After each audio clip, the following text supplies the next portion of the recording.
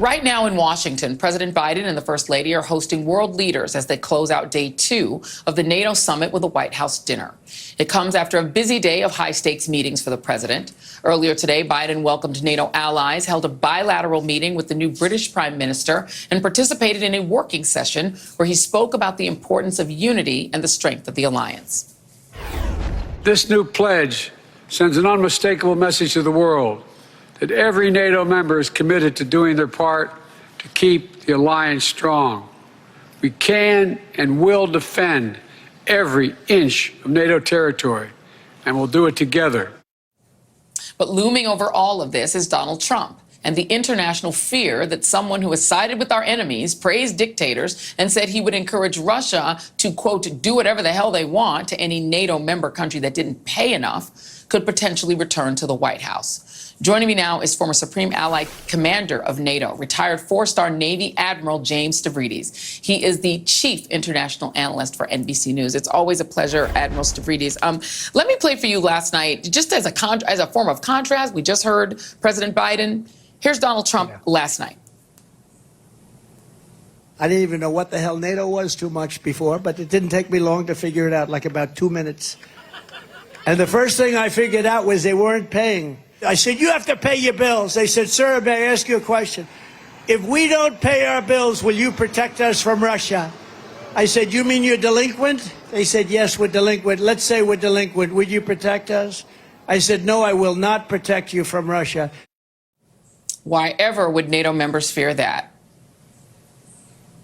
It's so outrageous. He thinks of NATO completely incorrectly as some kind of protection racket where the United States demands a certain amount of money and then we provide protection. It's like he would say as a mafia boss to a small country, hey, you've got a nice little country here. It would be terrible if something happened to it.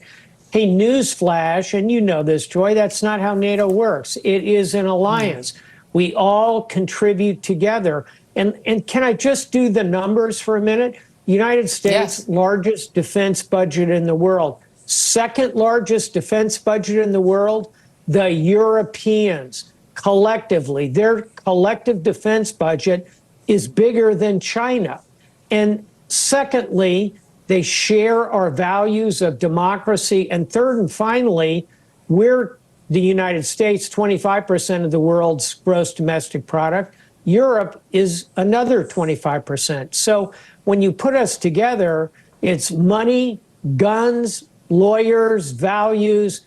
We really want to be in this alliance. It's not a protection racket. Donald Trump needs to go to school on NATO. And the last time that the Article 5 was used, it was used for us. It was after 9/11 when NATO countries came to our aid and died for us in Afghanistan. There is this Washington Post reporting that NATO is moving to Trump-proof the alliance. What does that mean, and how could they do that? What they are talking about is simply raising their defense budgets, and I agree with that.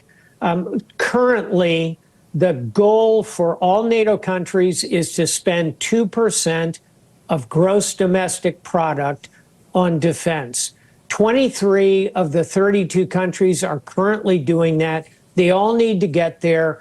The reason they're rising in their contributions is not because of Donald Trump and his threats. It's because of Vladimir Putin. They're waking up to the challenges on their eastern border. And I want to go back to something you said a moment ago, Joy. The only time this alliance has been activated in combat is when we were attacked after 9/11. And I commanded the alliance for 4 years. I signed hundreds of letters of condolence to the nations of NATO, not from the United States, whose sons and daughters died in Afghanistan because we were attacked. They contributed blood and treasure. We ought to cherish them. This is a valued alliance. Indeed. Let me play Ukraine's President Volodymyr Zelensky. And here is what he said about our upcoming election in November. Now everyone is waiting for November.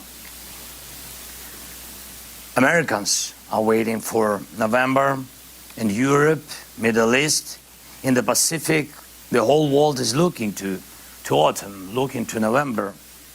And truly speaking, Putin awaits November 2. It's time to step out of the shadows, to make strong decisions work, to act and not to wait for November or any other month to this end. We must be strong and uncompromising. What happens to that brave young man and his country if Donald Trump becomes president and, makes good on his threats?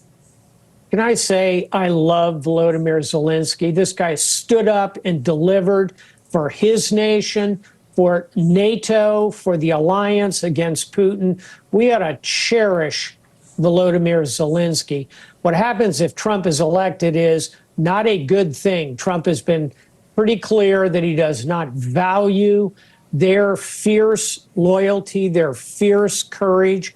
And I, for one, hope that whoever is elected, they will stand behind Volodymyr Zelensky.